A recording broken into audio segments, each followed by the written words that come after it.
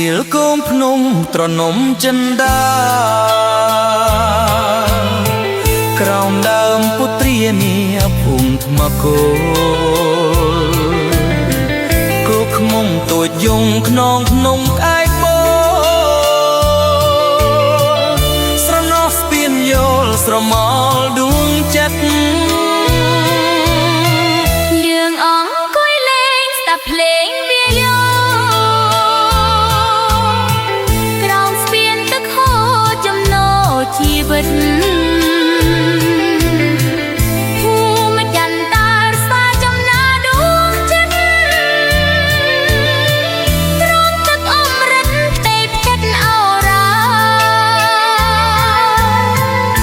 ថ្ងៃ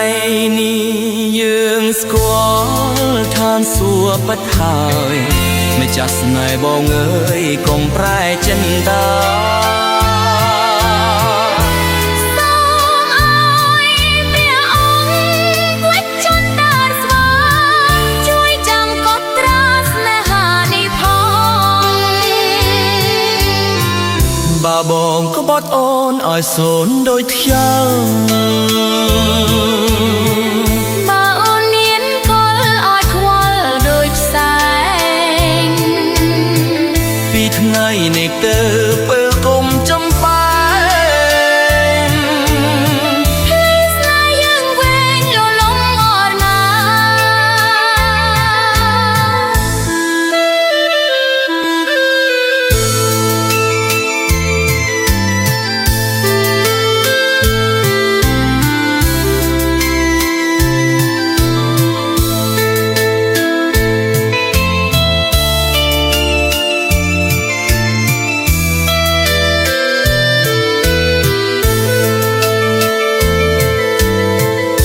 ថ្ងៃ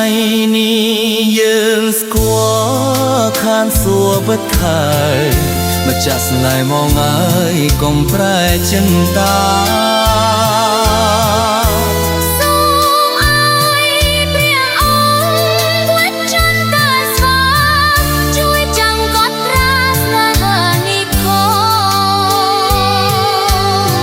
ងបើបងក្បត់អូនអត់សូនដូចខ្យល់